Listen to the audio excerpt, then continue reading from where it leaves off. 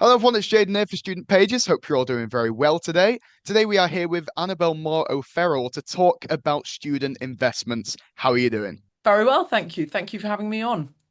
Absolutely our pleasure. So obviously finance and investment is something that a lot of students should be looking into, but perhaps some of us don't at times that we need to. So of course you are an excellent port of call to speak to about this. So I think to track back a little bit and get into yourself, what prompted your interest in finance and investment banking in the first place? Well, I grew up in the UK, but my parents weren't involved in finance or investment banking at all. So it was really something that was never ever talked about at home. But I sometimes, in my early teens, I began to hear the parents of my friends, if I was round at their house or we were having lunch or something, they would talk about it. And I quickly realized that this is something that I'm going to have to teach myself because I'm not getting it from home in the same way that my other friends were. So it was really from that my interest was more or a desperation. If I don't do it myself, then no one's going to do it for me. And in those days there was no internet. That's how far back we're talking. And I remember going down the high street in I lived in London. So I remember going down the high street and visiting four different banks to pick up the leaflets about the different accounts and the different interest rates that they offered. And I remember walking down, picking them all up, and then going home and basically flicking through them. And that's how it really started. That's about sort of saving in bank accounts. But as far as sort of stocks and shares and actual investments in the stock market goes, I was still absolutely clueless at that stage. But it's got to start somewhere.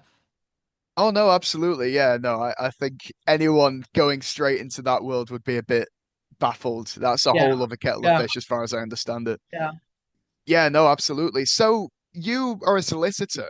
Coming yeah, from a legal background, then, what were yeah. some of the most challenging aspects about learning about finance and investment banking in that sort of world? Isn't that okay? Well, the law that I did was I used to set up investment funds basically. So and the law that I did was all related to that.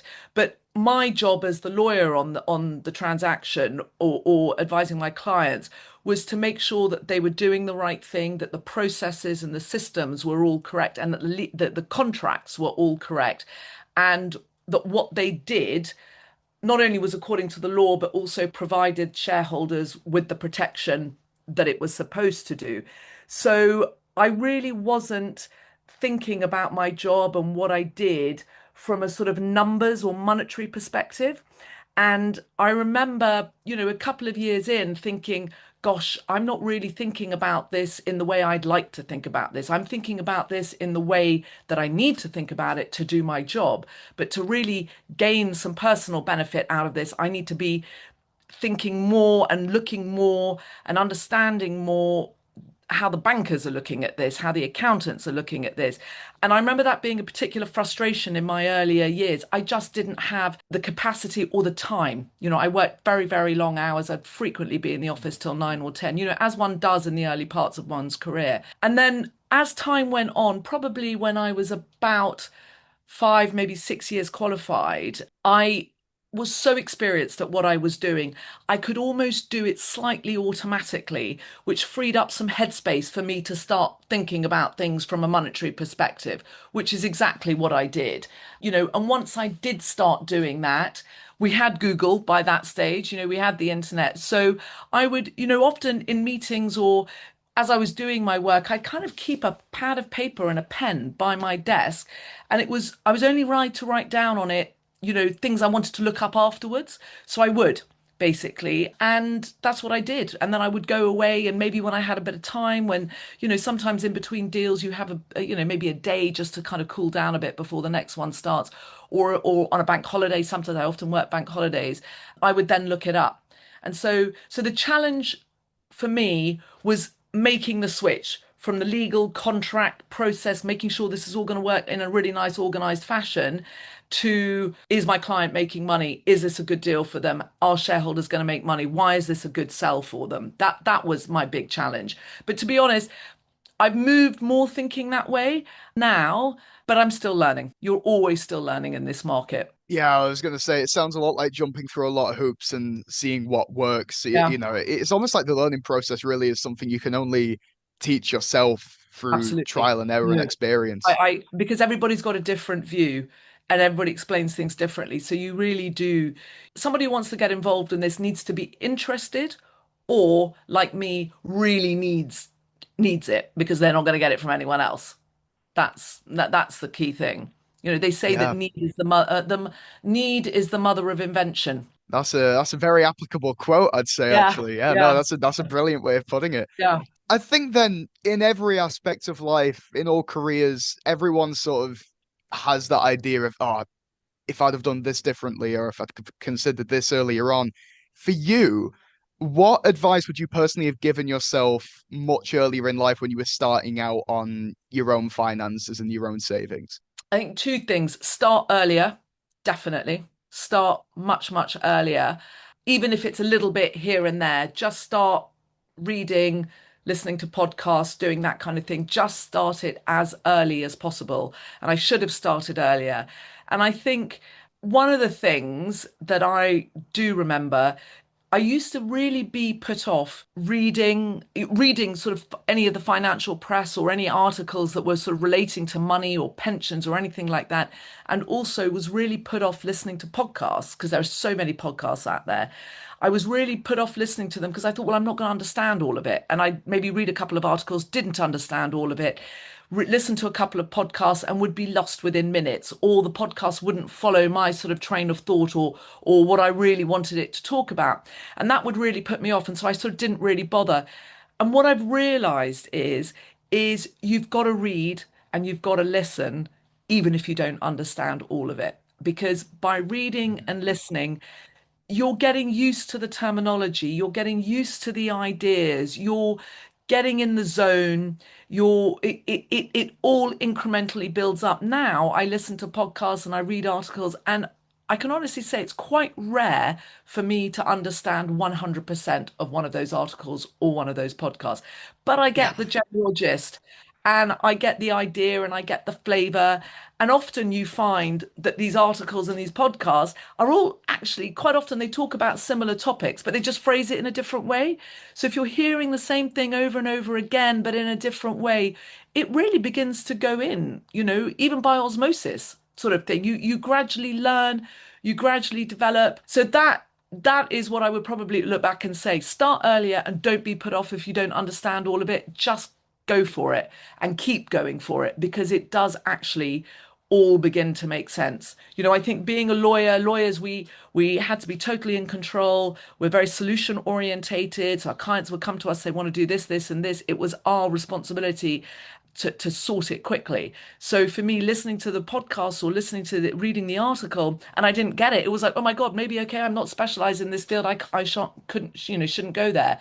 But you must go there. You must go there, and you must keep going there because gradually it all builds up. So that's what I would look back and tell myself earlier, and just do it, even if you don't understand it. And that eventually the jargon will start to translate itself.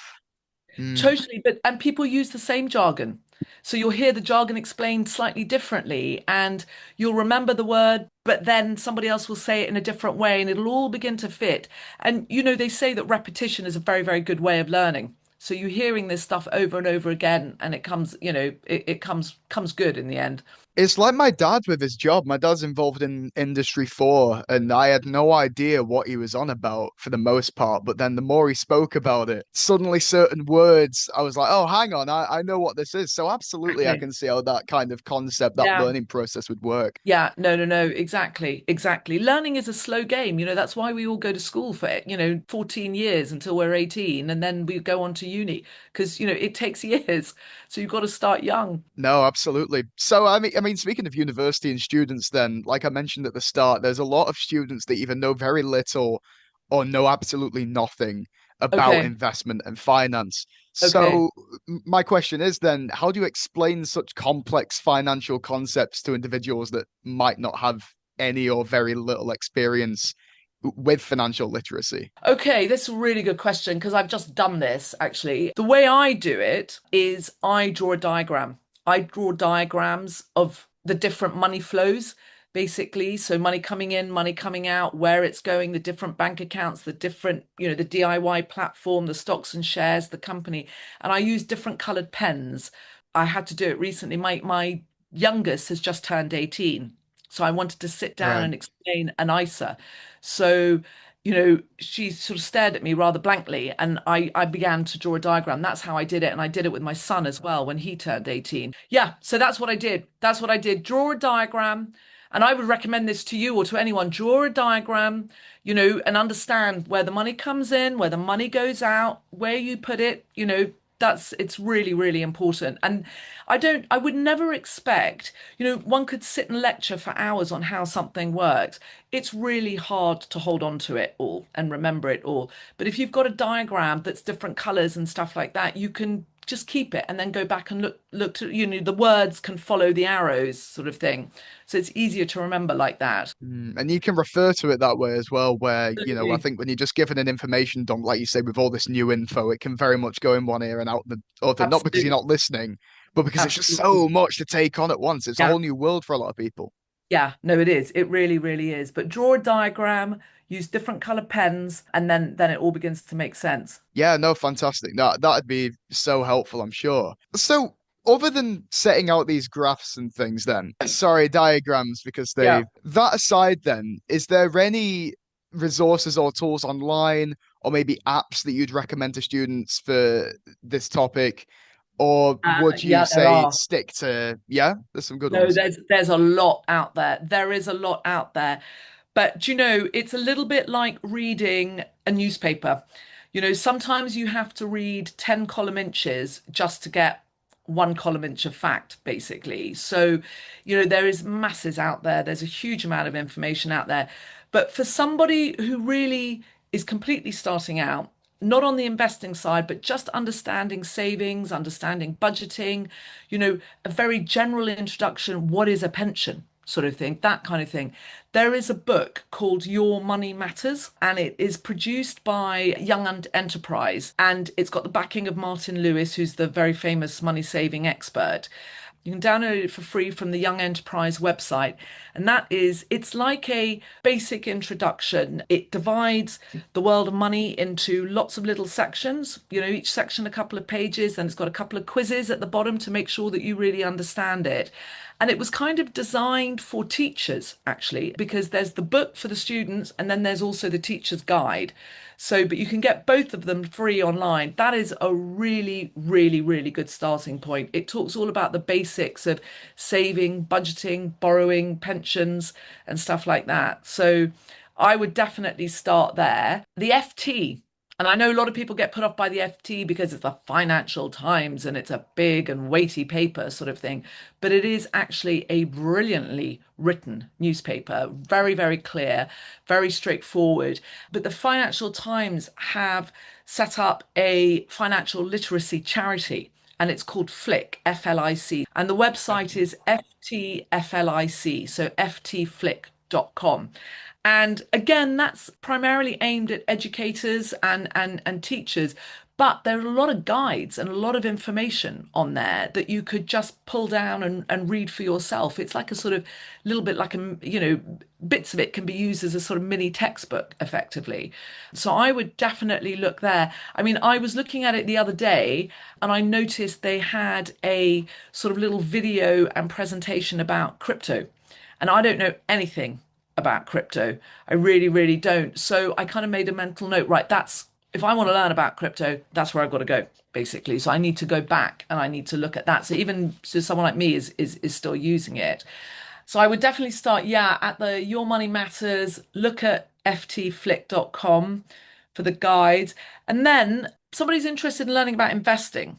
Okay. So for example, you and I were talking about lifetime ISAs beforehand. A, Yes. Yeah. a good place because a lifetime ISA, you would probably go to one of the DIY investment platforms. I don't know if you've heard of places like Fidelity, AJ Bell, Hargreaves Lansdown, Best Briefly, Invest. yeah.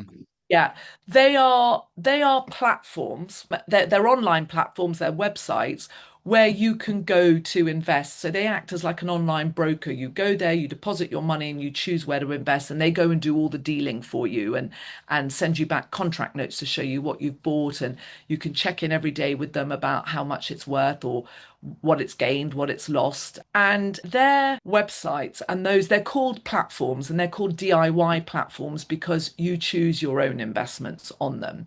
But as a result, they have got a huge amount of information on there, enormous. It's not just about the investments, it's about what is a pension, it's about what is a power of attorney, it's about what is a lifetime ISA, what are the rules, all of that kind of thing. So they've got loads and loads of guides on there.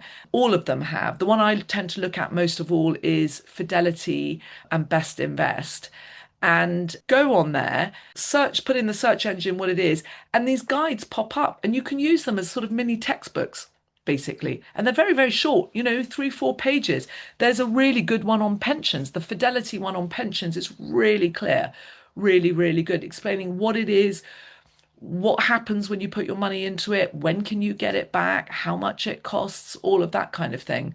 So I would use those three.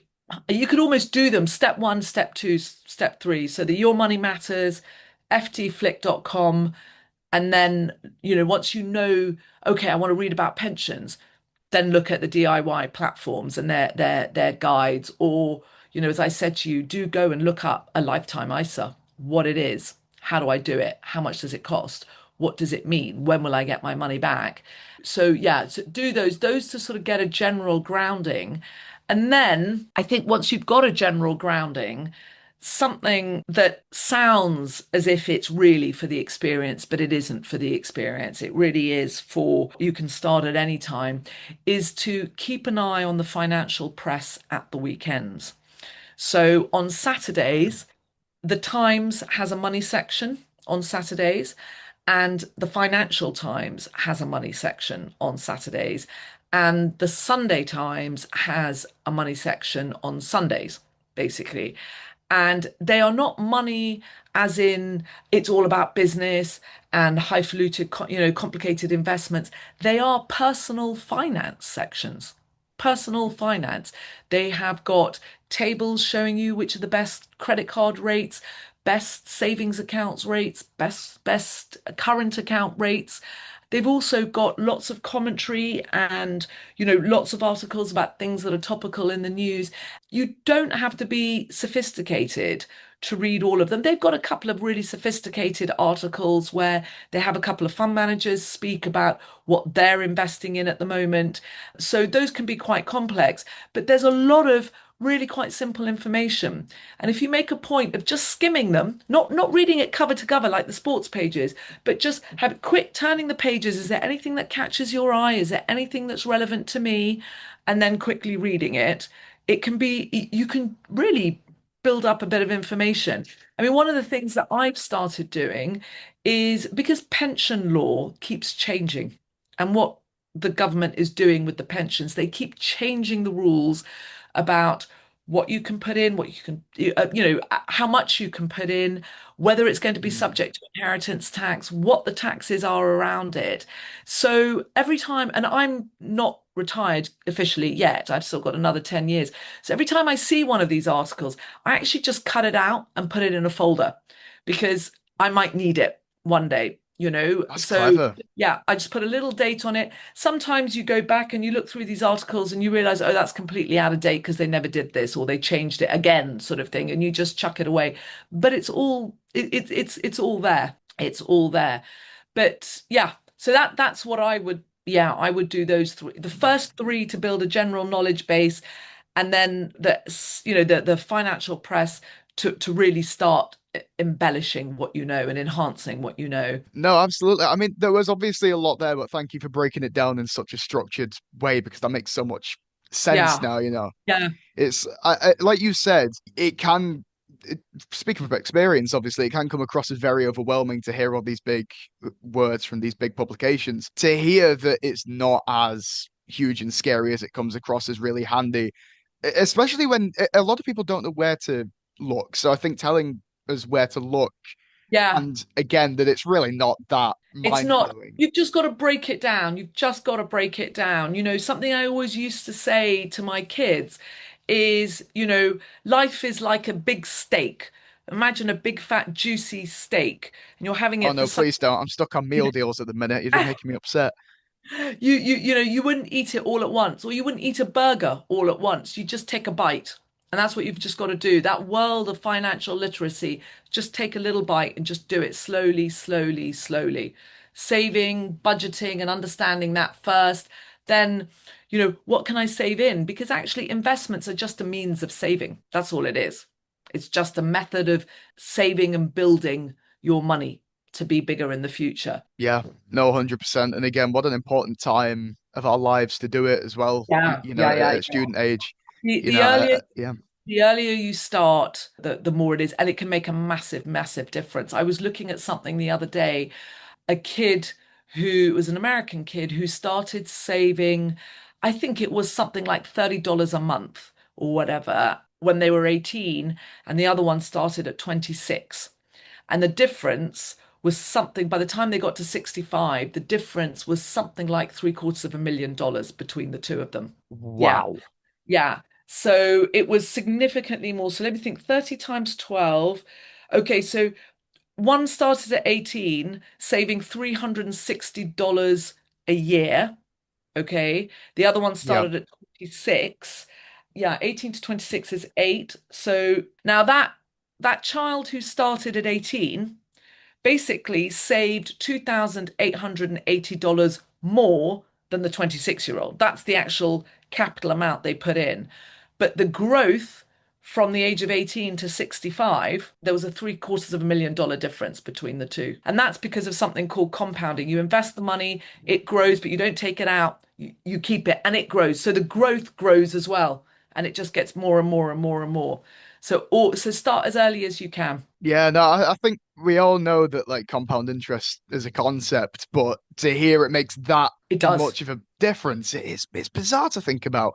But no, absolutely, it makes sense when you put it down like that. It's like Yeah. like we've said 100 times, it's not that complicated, you know. No, When you no. break it down, it really makes so much logical sense. So I suppose this is a bit more of a complex one because again, I understand that a question like this really matters when it comes to a person's personal financial Yeah. situation. But if we're talking general day-to-day savings and that area, what are some of the most important financial skills and knowledge that people can develop on an everyday level? Because again, I was in a position once where I spent way too much on the daily, and then I've made a few alterations and it's gone down significantly. But I Yeah. don't know what you've run into the most, what you've found people do the most. This is a bit of a general answer, but I think because it has to apply to sort of everyone and everything, I think the most important skills to have, just generally, are discipline and, something that young kids don't really like, but discipline and probably patience. And discipline because, to read, to sit down and read, to sit down and listen is hard. It is hard. It is hard to do that when going out and hanging out with your friends is more fun. When there's Netflix, you need to unwind. You can be sort of just have a bit of escapism and watch something good on TV and, all their social media. But you've got to actually, no, I'm not going to do that. I'm going to sit down for an hour and I'm going to read about this or something like that. That is hard and that takes discipline. And that's what I think it means initially. If you can do that, if you can break away and take the time to educate yourself, educate yourself on something you don't have to educate yourself on. Because when you sit down and you study for your degree, you've got to do it. Otherwise you're wasting all that money, that the student loan that you've taken out for university, you're going to come out with a rubbish degree, that's a waste of your time and a waste of money, basically. But Well, you'd be it's surprised how many do it. yeah, exactly, exactly. But you've got to have, it's a different discipline. It's like an extra discipline. It's like turbocharged discipline to really break away because there Yeah. aren't really any immediate consequences if you don't sit down and read and start to educate yourself financially. There are long-term consequences, but it's difficult to see those so far ahead. And that discipline, once you kind of can do that, the discipline then sort of translates as it sort of morphs into discipline to sticking to your budget. So the discipline that you went through to make a few daily changes, basically, which probably felt much harder to do than they actually were in practice, once you've done a few of them, basically. So discipline is really, really key. And the other thing is actually patient. Be patient because you're not going to get it straight away. You are not going to understand everything you read straight away. You are not going to know everything you read straight away. You're not going to remember everything you read straight away.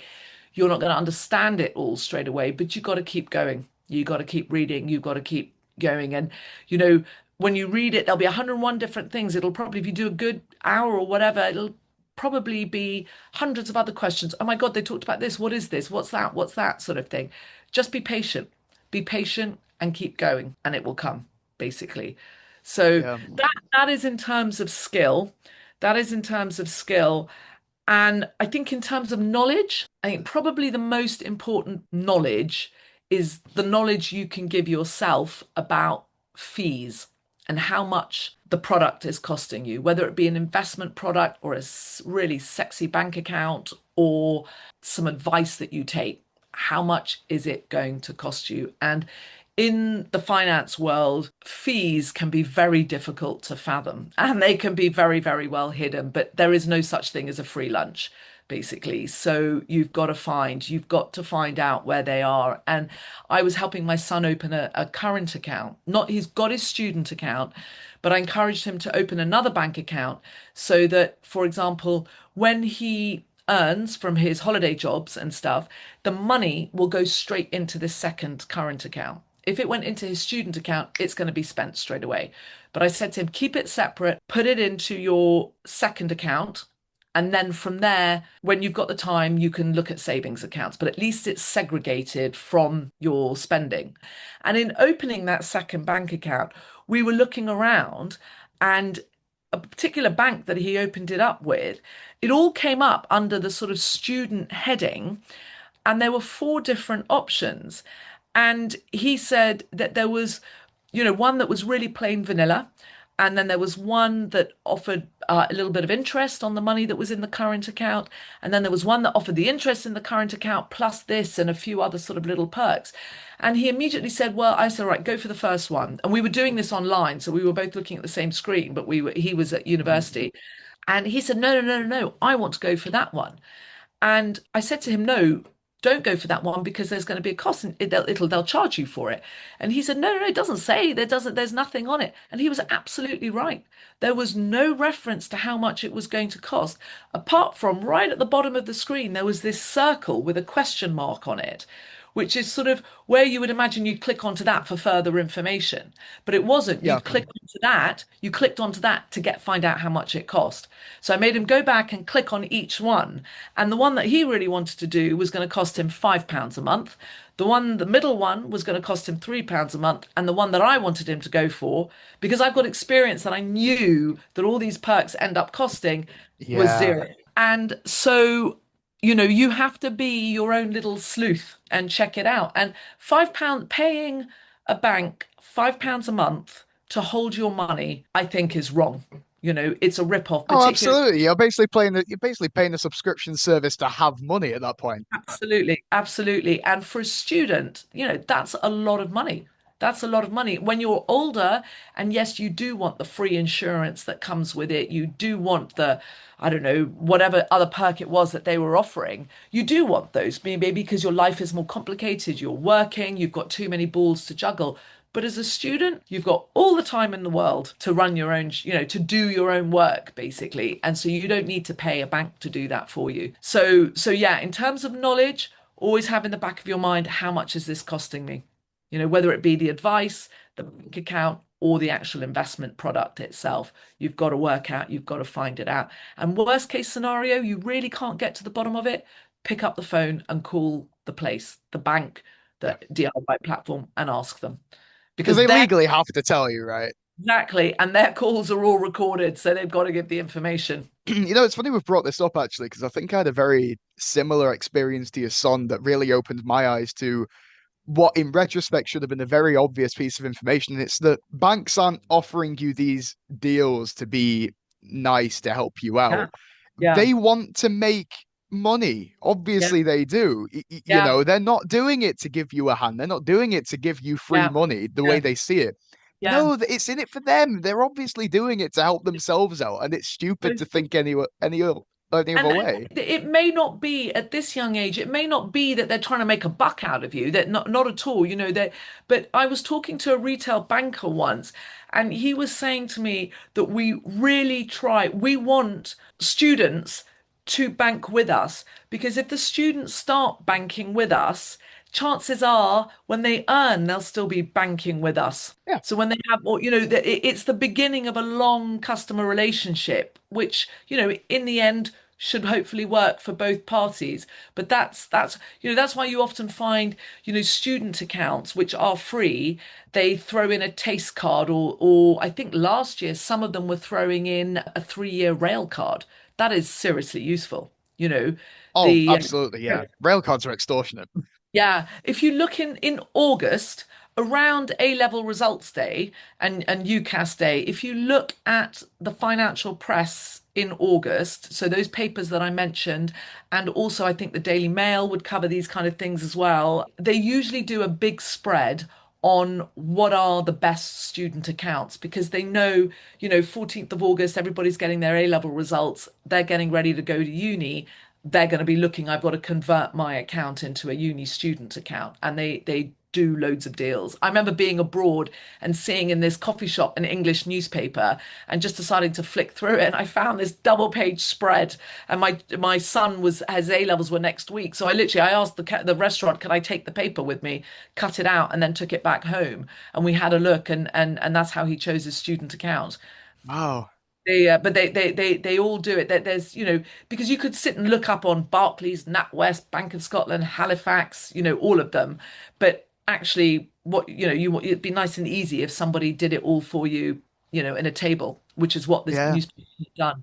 But I noticed it last year as well. I don't know whether I did get too fortunate with mine, but I remember when I didn't actually have a student bank account until about, I think, a year and a half into my university experience. And I didn't really know what the point was for the most part. I thought, well, what's the Yeah, difference? Obviously, a student account opens up a lot of options like overdrafts, things like that. But what I yeah, didn't realize was because I'd been with Halifax for a certain amount of years with my regular bank account, when I switched over to a student account, I got nothing immediately. It just changed the account type, and I thought that's all it was. I then, like a few months later, got a random payment of £110. yeah, yeah. You do, you I was do. like, oh, okay, Yeah, yeah. brilliant. Yeah, NatWest paid 100. That's when my son went. NatWest paid 100 and they gave him a taste card, which was effectively, you know, money off takeaways and you know, going out and stuff like that. So I'm wishing I'd done that now. yeah, they really do some good deals. They do some good deals. So look out, you know, people, that's what people should do. Mid-August, it's about mid-August that it all kind of comes together.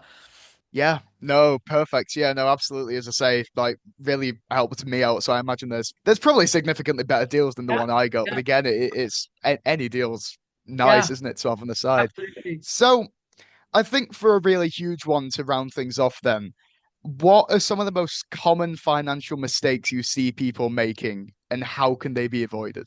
I understand it's a huge question that, again, No, so many of no. what I'm asking have Honestly, so many different avenues. yeah, yeah. No, honestly, the most common mistake, I think, certainly for the young, the most common mistake to make is to save what you've got left after spending. That's wrong. That is the wrong way round. Get your money at the beginning of the month, beginning of the week, and say to yourself, right, I'm putting aside X amount, and then spend what's left. Save first, spend after.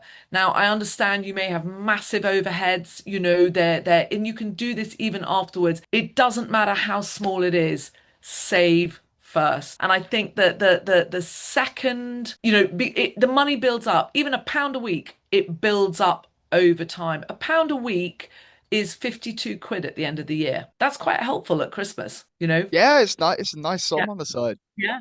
Yeah. £2 a week is 200 is £104 at Christmas. That's even more helpful, you know?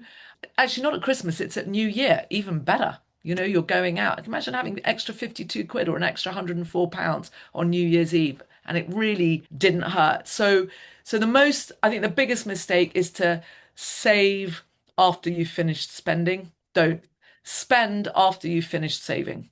Basically, the other way around. Save a bit first and then spend. And then I think the second, it's kind of linked to that, but I think the second mistake is to think that, oh, it's such a small amount, there's no point in bothering. That's the wrong mistake because it all adds up. It all adds up. It starts to earn interest if you can put it somewhere. You know, most bank accounts most savings accounts you can open with £0, with £1, but it starts earning interest. And interest rates at the moment are, bank base rates are 4.25%, but you can get more than that. You can definitely get more than that. You can get 4.5%. You can get 4.8% at the moment in various places. So that money will be earning interest. So it does build up. So even if it's a tiny, tiny amount, don't just think, oh, there's no point. Do it. We've just given the example of £1 a week is an extra £52 at New Year's Eve. £2 a week is £104 at New Year's Eve. And, there's an old English proverb, which I don't know if you've heard. It's look after the pennies and the pounds will look after themselves. Yeah, my granddad said that all the time. Yeah. Yeah, I say it all the time. There is a reason why that proverb, which is, I looked it up actually, that the proverb, I think its first use was in a letter of a father to a son in about the 18th century, but people are still quoting it now. And there's a reason people are still quoting it now, because there's Yeah. empirical evidence to show that it's true and it works. Can I say what you've just said there was so initially reassuring and then so humbling immediately after because what the way I've disciplined myself was the first point you made in when I get paid by work every 2 weeks, the first thing I do is put everything except £140 into my savings account. Yeah, And then I will not let myself spend more. I've only yeah, started doing that recently, but the way I've seen the money skyrocket is yeah. ridiculous. And how But old are you? How old are you? um, 20? I'm 21. Yeah, yeah, great. Start early and keep going. But do you remember I said the most important skill was the discipline? Because if you're Mm. doing it now, you will do it when you get your full-time Yeah. job. You will keep doing it. And that's the way you've got to think. It's that priority. It's not spend and save, it's save then spend. However, on the flip side, and the reason I just started bursting out laughing is because when you say even small amounts and this kind of thing, for whatever reason, I never put pennies into my savings account. It always has to be a round number, and I don't know why I do it. Oh, probably because it's easier. Put the pennies in. Put the pennies in. Yeah, no, Pennies absolutely. in. That from after this chat, that's what I'm gonna start doing because I Yeah. don't I don't know why I do it other than it looks nice. Yeah, no, no, no. Put the pennies in. Just put the pennies in, random pennies and stuff like that. And don't hang about with small change as well. Coins in your pockets, chuck it all in. Just nip to the bank or I mean, you can deposit money at the post office. I don't know if a lot of people know this. You can actually I use didn't the know that. yeah, you can go, if you've got a post office that's nearer you. I don't have a bank near me, but I do have a post office near me.